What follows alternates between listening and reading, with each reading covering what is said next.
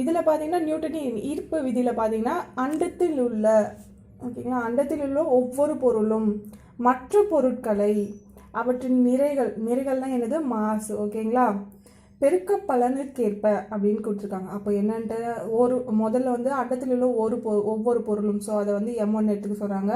மற்ற பொருட்களை அப்படின்னாங்க M2 எடுத்துக்க சொன்னாங்க ஓகேங்களா. ஸோ அவற்றோட மாசு நேர்த்தகவிலும் இடைத்தொலைவின் இருமடங்கிற்கு R2 அப்படின்னு சொல்கிறாங்க. R அப்படின்றது வந்து தொலைவுன்னு கொடுத்துருக்குறாங்க. ஸோ வந்து இருமடங்கு R2 அப்படின்ற மாதிரி கொடுத்துருக்காங்க.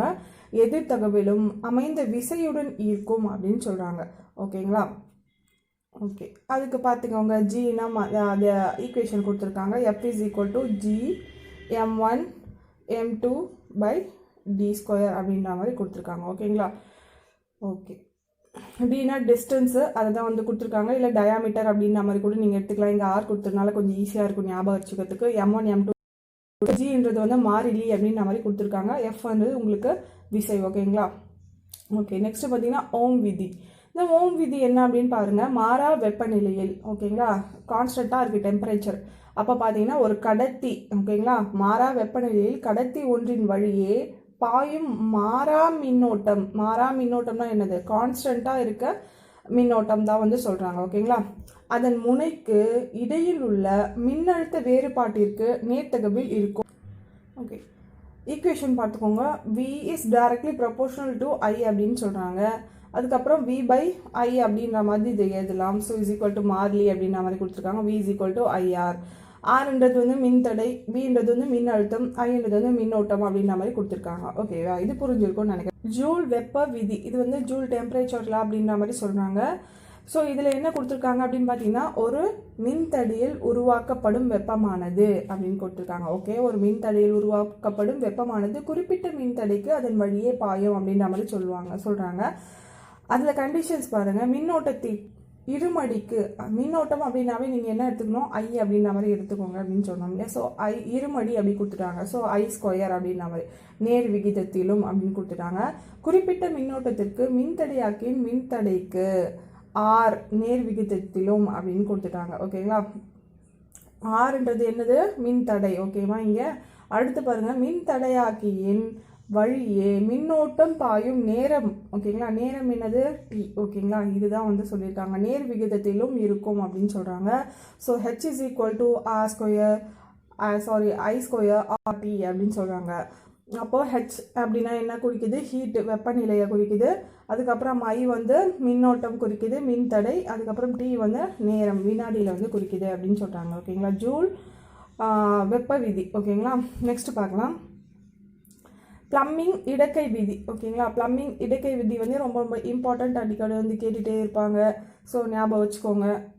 ப்ளம்பிங் இடக்கை விதியில் பார்த்தீங்கன்னா இடக்கையின் கட்டை விரல் ஓகேங்களா. கட்டை விரல், சுண்டு விரல், நடு விரல் ஓகேங்களா. கட்டை விரல், சுண்டு விரல் ஃபஸ்ட்டு 2 லாஸ்ட் எண்டு விரல், அதுக்கப்புறம் நடு விரல். ஸோ 2 விரல் வந்து நடுவில் இருக்கிறத விட்டுடுங்க. மற்ற 3ஐயும் எடுத்துக்கோங்க. ஒன்றுக்கொண்டு செங்குத்தாக வைக்கவும் அப்படின்னு சொல்கிறாங்க. ஒன்றுக்கொண்டு செங்குத்தாக வைக்கணும் அப்படின்ற மாதிரி சொல்கிறாங்க ஓகேங்களா. 90 டிகிரியில் இருக்கா மாதிரி. ஓகே, சுண்டு விரல் காந்த புலத்தின் திசை. ஓகே, நடுவிரல் பார்த்தீங்கன்னா மின்னோட்ட திசையையும், அதுக்கப்புறம் கட்டை விரல் வந்து கடத்தி இயக்கும் திசையையும் குறிக்கும் அப்படின்னு சொல்கிறாங்க. ஸோ படம் வந்து கொடுத்துருக்காங்க, அதை பார்த்துக்கலாம். அதுக்கப்புறம் பாருங்கள் ப்ளம்பிங் வழக்கை விதி. ஸோ ரைட் ஹேண்ட் ரூல் வந்து பார்க்க போகிறோம். ப்ளம்பிங் ரைட் ஹேண்ட் ரூல் வழக்கை ஓகேங்களா. சுண்டு விரல், நடுவிரல், பெருவிரல் அதே சேம் தான். 3ஐயும் ஒன்று கொண்டு நேர்குத்தாக வைக்கும். அதில் என்னது செங்குத்தாக வைக்கும் அப்படின்ற மாதிரி கொடுத்துருந்தாங்க. சுண்டு விரல் வந்து காந்த புலன் திசையையும், பெருவிரல் வந்து கடத்தி இயக்கும் திசையிலும், நடுவிரல் வந்து மின்னோட்டத்தின் திசையிலும் குறிக்கும் அப்படின்ற மாதிரி சொல்லியிருக்காங்க ஓகேங்களா. அதுக்கப்புறம் பார்த்தீங்கன்னா ஒளி விலகல் விதி.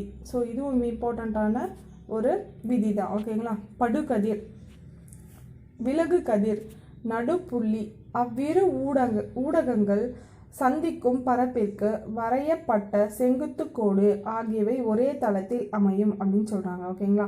ஒளியானது ஒரு ஊடகத்தில் இருந்து மற்றொரு ஊடகத்திற்கு செல்லும் அப்படின்னு சொல்கிறாங்க ஓகேங்களா. ஒரு மீடியாவிலேருந்து இன்னொரு மீடியாவுக்கு போகிறது அப்படின்னு சொல்கிறாங்க ஓகேவா.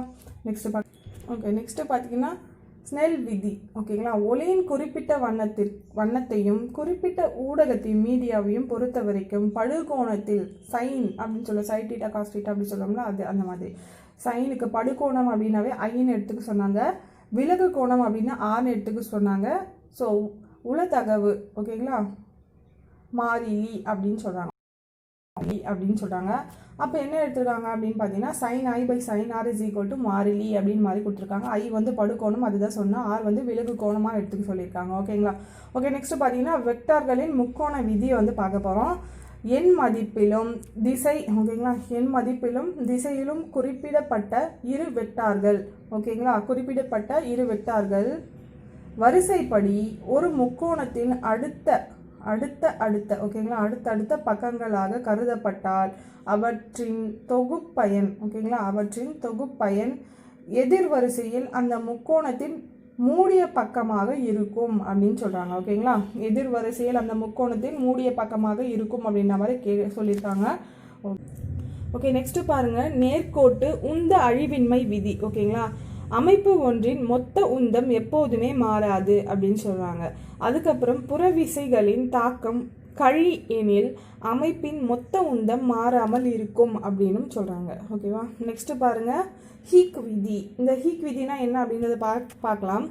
ஒரு கம்பியின் ஓகேங்களா ஒரு கம்பியின் நீட்சிக்கும் ஓகேவா ஒரு கம்பியின் நீட்சிக்கும் அதில் ஏற்படும் மின்விசைக்கும் இடையே உள்ள தொடர்பை விளக்கும் அப்படின்னு சொல்கிறாங்க. ஓகேங்களா. ஓகே, நெக்ஸ்ட் பாருங்க, மீட்சி எல்லைக்குள் ஒரு பொருளின் திரிபானது ஓகேங்களா ஒரு பொருளின் திரிபானது அதை ஏற்படுத்தக்கூடிய திகைவுக்கு நேர்த்தகவில் உள்ளது அப்படின்னு சொல்கிறாங்க. அப்போது வந்து திகைவு இஸ் டைரக்ட்லி ப்ரொபோஷனல் டு திரிபு அப்படின்ற மாதிரி எழுதியிருக்காங்க. ஸோ திகைவு பை திரிபு அப்படின்ற மாதிரி எடுத்துக்கலாம். இஸ் ஈக்குவல் டு மாறிலி அப்படின்ற மாதிரி கொடுத்துருக்காங்க. ஓகேங்களா.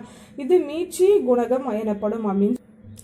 அடுத்து பார்த்தீங்கன்னா ஸ்டோக் விதி. இந்த ஸ்டோக் விதி என்ன அப்படின்னு பார்த்தீங்கன்னா அதிக பாகுநிலை ஓகேங்களா அதிக பாகுநிலையில் கொண்ட நீர்மத்தினுடனே ஓகேங்களா கீழ் நோக்கி நகரும் ஒரு பொருள் அதனுடைய தொடர்பு கொண்ட ஏடுகளையும் இழுக்கும் அப்படின்னு சொல்கிறாங்க. ஓகேங்களா.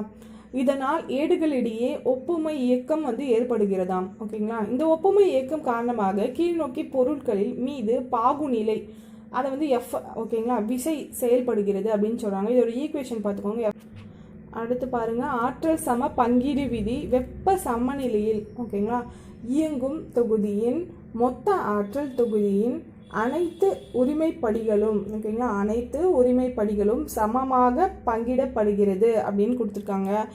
இது ஆற்றல் சம பங்கீடு விதியாகும் அப்படின்னு சொல்கிறாங்க. ஓகேவா. வெப்ப இயக்கவியல் சுழி விதி அப்படின்னு சொல்கிறாங்க. இதில் பார்த்தீங்கன்னா தொகுதிகள் ABCஐ கருத்தில் கொள்வோம் அப்படின்னு சொல்லிட்டாங்க. அசியூம் பண்ணிக்கோங்க அப்படின்ற மாதிரி சொல்லிட்டாங்க. ஸோ இரு தொகுதிகள் A, B என்பன தனித்தனியே மூன்றாவது தொகுதியுடன் அதாவது சியோட வெப்பநிலையில் இருந்தால் அம்மூன்று தொகுதிகளும் ஒன்றுக்கு ஓகேங்களா ஒன்றோடு ஒன்று வெப்ப சமநிலையில் இருக்கும் அப்படின்னு சொல்கிறாங்க. ஓகேங்களா. ஓகே, வெப்ப இயக்கவியலின் முதல் விதி வந்து பார்க்க போகிறோம். ஃபர்ஸ்ட் லா பார்க்க போகிறோம். ஸோ ஒரு அமைப்புக்கு கொடுக்கப்படும் வெப்ப ஆற்றல் ஓகேங்களா வெப்ப ஆற்றல் என்ன ஆகுது அப்படின்னு பாருங்கள்.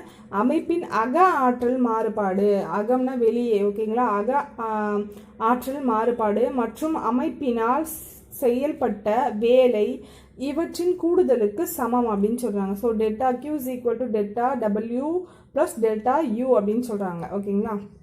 ஓகே, ஈக்குவேஷன் இதுதான். நெக்ஸ்ட்டு பார்த்துக்கலாம். ஸோ அந்த டெல்டாவோட வேல்யூ என்னென்னா வெப்ப ஆற்றல் அப்புறம் செய்யப்பட்ட வேலை அக ஆற்றல் அப்படின்ற மாதிரி கொடுத்துருக்காங்க. ஓகே, வெப்ப இயக்கவியலின் இரண்டாவது விதி. இவ்விதி என்னென்னலாம் பண்ணுது அப்படின்னு பார்த்தீங்கன்னா இதை பற்றி கூறுது அப்படின்னு பார்த்தீங்கன்னா ஆற்றல் மாறுபாடின் அளவு திசையை பற்றி கூறுது தான் இது. ஸோ கெல்வின் வந்து அதை பற்றி என்ன சொல்லியிருக்காரு அப்படின்னு பார்க்கலாம். ஸோ கெல்வினின் கூற்று ஒரு பொருள் அதன் சூழலை விட மிக குளிர்ந்த வெப்பநிலை அதாவது ரூம் டெம்பரேச்சரை விட ஓகேங்களா அதை விட வந்து கூலாக வச்சோம்னா அப்படின்ற மாதிரி குறைவாக உள்ள வெப்பநிலையை குளிர்விப்பதன் மூலம் அது என்ன ஆகும் அப்படின்னு பார்த்தீங்கன்னா தொடர்ந்து வேலையை பெற முடியாது அதிலிருந்து அப்படின்ற மாதிரி சொல்லி. ஓகே, அடுத்தது பார்த்தீங்கன்னா கிளாசியஸின் கூற்று ஒரு உதவியின்றி தானே இயங்கும் இயந்திரமா ஓகேங்களா மூலம் குறைந்த வெப்பநிலை வந்து இருக்காம். ஸோ ஒரு பொருளிலிருந்து அதிக வெப்பநிலையில் உள்ள மற்றொரு பொருட்களுக்கு வெப்பத்தை மாற்ற இயலாது அப்படின்ற மாதிரி சொல்கிறாங்க. ஓகேவா, ஒரே டெம்பரேச்சரில் இருக்கணும் அப்படின்ற மாதிரி சொல்லிட்டாங்க. ஓகே, நெக்ஸ்ட் பார்த்தீங்கன்னா கெல்வின் பிளாங்க் கூற்று வெப்பத்தினை வந்து வெப்ப மூலத்திலிருந்து பெற்று அதற்கு சமமான வேலையை செய்யும் ஒரு சுற்றில் இயங்கும் வெப்ப இயந்திரத்தை அமைக்க இயலாது அப்படின்ற மாதிரி இவர் சொல்கிறாரு. ஓகேங்களா. ஓகே, நெக்ஸ்ட்டு பார்த்தீங்கன்னா கிர்ச்சாஃப் விதி. ஓகேங்களா, இது வந்து கொஞ்சம் இம்பார்ட்டண்ட்டானது தான். ஸோ அதை பார்த்துக்கோங்க. ஒரு குறிப்பிட்ட அலைநீளத்தில், ஓகேங்களா, ஒரு குறிப்பிட்ட அலைநீளத்தில் மற்றும் வெப்பநிலையில் கதிர்வீச்சு திறனுக்கும் உட்கவர் திறனுக்கும் உள்ள தகவு மாறிலியை வந்து சொல்லுவாங்க. ஸோ அதோட ஈக்குவேஷன் பார்த்துக்கோங்க. இ அப்படின்றது வந்து கதிர்வீச்சு திறன் அப்படின்ற மாதிரி சொல்லியிருக்காங்க. ஸோ லாம்டா கொடுத்துருக்காங்க. நெக்ஸ்ட்டு பார்த்தீங்கன்னா லாம்டா வந்து கொடுத்துருக்காங்க. உட்கவர் திறன் அப்படின்ற மாதிரி கொடுத்துருக்காங்க. அது வந்து ஒரு மாறிலிக்கு ஈக்குவல் அப்படின்ற மாதிரி சொல்லியிருக்காங்க. ஓகேங்களா, அதுக்கப்புறம் பார்த்தீங்கன்னா வியனின் இடப்பெயர்ச்சி விதி அப்படின்ற மாதிரி கொடுத்துருக்காங்க. ஓகேங்களா, பொருளின் வெப்பநிலைனா என்னது, டெம்பரேச்சர் அதிகரிக்கும் பொழுது பெரும ஆற்றலுக்குரிய அலை நீளமானது லாம்டா எம் குறிக்கிறது அப்படின்னு சொல்கிறாங்க. ஓகேங்க. ஓகே, நெக்ஸ்ட் பார்த்தீங்கன்னா ஸ்டீஃபனின் விதி. இது வந்து கேட்கறதுக்கான சான்சஸ் வந்து இருக்குது. இதையும் பார்த்துக்கோங்க. முழு கருப்பொருள் ஒன்றின் ஓரலகு, ஓகேங்களா, பரப்பினின்றும் ஒரு நொடியின் வெளிவிடப்படும் மொத்த வெப்ப ஆற்றல் இ, ஓகேங்களா, அதன் கெல்வின் வெப்பநிலையின் நானமடிக்கு T4, ஓகேங்களா, நானமடி அப்படின்றது 4 மடி அப்படிதான் மீனிங். ஓகேங்களா, நேர்த்தகவுக்கு உள்ளது அப்படின்ற மாதிரி சொல்லியிருக்காங்க. ஓகேங்களா, நேர்த்தகவுக்கு உள்ளது அப்படின்ற மாதிரி சொல்லியிருக்காங்க. ஓகே, நம்ம ஸ்டீஃபனின் விதி பார்த்தோம்ல, அதோட ஈக்குவேஷன் வந்து கொடுத்துருக்காங்க, அதை பார்த்துக்கோங்க. ஸோ இ நேர்த்தகவு அப்படின்னு கொடுத்துருக்காங்கல்ல, so directly proportional to T4 அப்படின்ற மாதிரி சொல்லியிருக்காங்க. ஸோ அதோட ஈக்குவேஷன்ஸு அதெல்லாம் கொடுத்துருக்காங்க. ஓகே, நெக்ஸ்ட் பார்த்தீங்கன்னா நியூட்டனின் குளிர்வி விதி. ஓகேங்களா, குளிர்வி விதி. ஸோ உயர் வெப்பநிலையில் உள்ள ஒரு பொருள் வெப்பத்தினை இழக்கும் விதம், ஓகேங்களா, வெப்பத்தை வந்து இழந்துருதாம் அப்பொருளின் சுற்றுப்புற சூழலுக்கு இடையிலான வெப்பநிலை வேறுபாட்டிற்கும் நேர்த்தகவில் இருக்கும் அப்படின்னு சொல்கிறாங்க. ஓகேங்களா, நெக்ஸ்ட் விதி டான்ஜென்ட் விதி என்ன சொல்லுது அப்படின்னு பார்த்தீங்கன்னா, ஒன்றுக்கொன்று நேர்குத்தாக இரு காந்த புலன்கள் வந்து செயல்படும் பொழுது ஒரு புள்ளியில், ஓகேங்களா, தொங்க விடப்பட்டுள்ளன அப்படின்ற ஒரு மாதிரி கொடுத்துருக்காங்க. ஸோ காந்த ஊசி, ஓகேங்களா, அதுதான் அந்த தொங்க விடப்பட்டிருக்கிறது. ஸோ அவ்விரு புலன்களின் தொகுப்பயன், ஓகேங்களா, தொகுப்பயன் புலத்தின் திசையில் ஓய்வு நிலையில் வரும் அப்படின்ற மாதிரி சொல்கிறாங்க. ஓகேங்களா. ஓகே, இப்போ பார்த்தீங்கன்னா நம்ம கிட்டத்தட்ட பார்த்தீங்கன்னா 33 வந்து முடிச்சிருக்கோம் விதிகள். ஸோ நெக்ஸ்ட் வந்து அடுத்தடுத்த கிளாஸில் வந்து நம்ம பார்த்துட்டே வந்துடலாம். இன்னும் ஒரு 2 டேஸில் வந்து இந்த விதிகளை வந்து இயற்பியலில் மட்டும் ஃபுல்லாக வந்து கம்ப்ளீட் பண்ணிக்கலாம். கொஞ்சம் வந்து போர் அடிக்கிற மாதிரி தான் போகும், பட் எல்லாமே படித்து தான் ஆகணும். ஸோ முக்கியமானது வந்து இந்த கிளாஸில் நம்ம பார்க்குறது வந்து ஃப்ளெமிங், அதுக்கப்புறம் வந்து இந்த டான்ஜென்ட் விதி, இந்த மாதிரி விதிகள்லாம் வந்து கொஞ்சம் இம்பார்ட்டண்ட்டான விதிகளாக வந்து நம்ம கருதுகிறோம். ஸோ அதெல்லாம் வந்து நீங்கள் கண்டிப்பாக வந்து இம்பார்ட்டண்ட்டாக படித்து வச்சுக்கோங்க. நிறைய படிக்கலாம் முடியல அப்படின்ற சூழலில் வந்து இம்பார்ட்டண்ட்டாக இருக்கிறத மட்டுமாவது படித்து வச்சுக்கோங்க. ஓகேங்களா. ஓகே, இந்த வீடியோ உங்களுக்கு பிடிச்சிருந்தா ஷேர் பண்ணுங்கள், லைக் பண்ணுங்கள், நம்ம சேனலில் சப்ஸ்கிரைப் பண்ணுங்கள். தேங்க்யூ. நெக்ஸ்ட் வீடியோவில் பார்க்கலாம்.